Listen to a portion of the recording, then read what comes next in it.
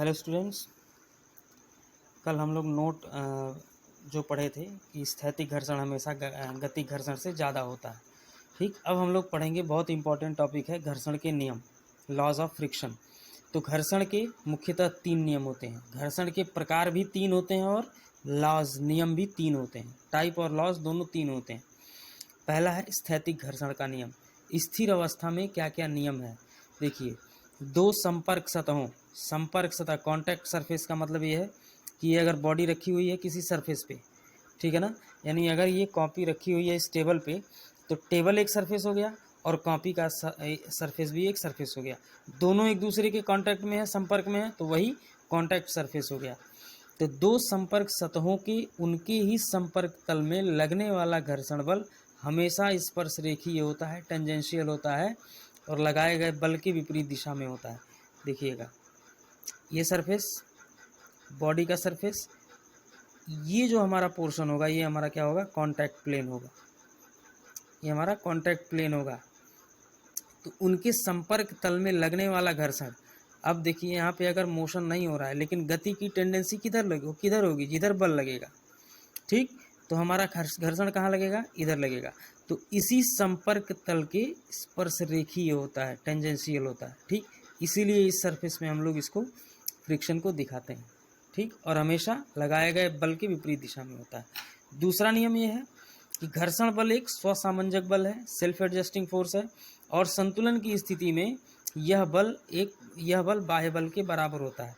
इसी फिगर में अगर देखा जाए तो इक्विलिब्रियम कंडीशन अगर लगाया जाए, संतुलन के प्रतिबंध लगाया जाए, तो सिग्मा एक्स बराबर क्या होगा, देखो ये प्लस एक्स में कैपिटल एफ और ये माइनस एक्स में स्मॉल एफ, यानी कि क्या होता है, यह बाह्य बल के बराबर होता है। यानी कि capital F is equal to small F लिख सकते हैं, सिग्मा एक्स की बराबर, और सिग्मा वाई बराबर आर बराबर एम जी लिख सकते हैं। तो यहाँ पे ये नियम है। ठीक, बाह्य बल बराबर घर्षण बल। दूसरा नियम घर्षण का, सीमांत घर्षण के नियम, लॉज ऑफ लिमिटिंग फ्रिक्शन। इस नियम के अनुसार घर्षण बल अभिलंब प्रतिक्रिया के समानुपाती होता है।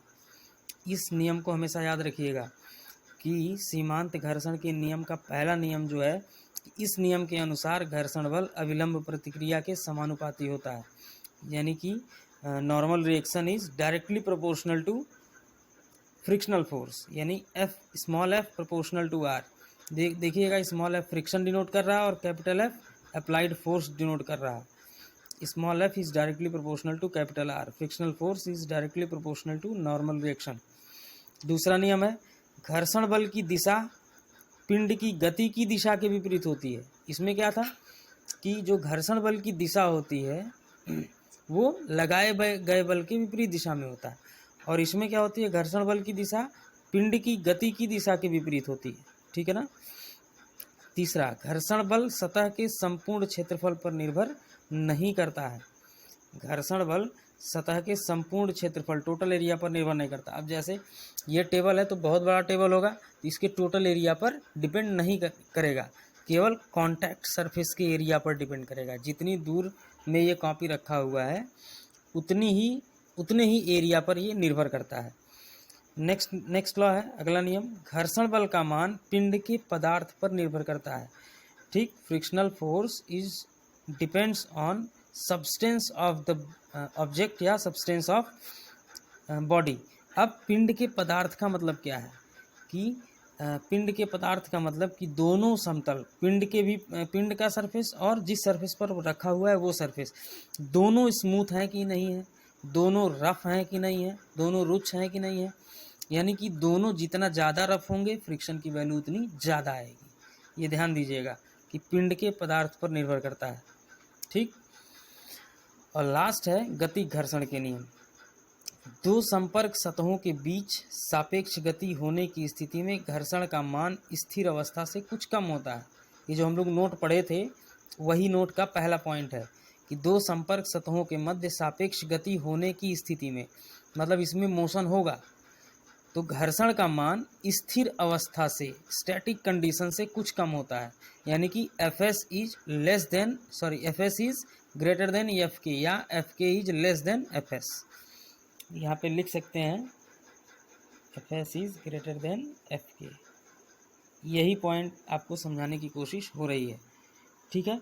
दूसरा पॉइंट, सापेक्ष गति की अवस्था में घर्षण बल की स्थिति गति की दिशा के विपरीत होती है, ठीक। यानी ये तो सब में हमने पढ़ रखा है, सीमांत घर्षण में भी यही नियम है और इसमें भी यही नियम है कि जब रिलेटिव मोशन हो रहा हो, जब पिंड मोशन में हो, तो जो डायरेक्शन ऑफ फ्रिक्शनल फोर्स जो होगी, घर्षण बल की दिशा जो होगी, वो पिंड के गति की दिशा के विपरीत होगी, पिंड के मोशन के डायरेक्शन के अपोजिट डायरेक्शन में होगी। तीसरा है नेक्स्ट पॉइंट, नेक्स्ट लॉ गति घर्षण का, एक समान गति यूनिफॉर्म मोशन की अवस्था में घर्षण का मान कम हो जाता है। अगर पिंड एक समान रूप से गति करता है तो फ्रिक्शन की वैल्यू कम हो जाती है, ठीक है।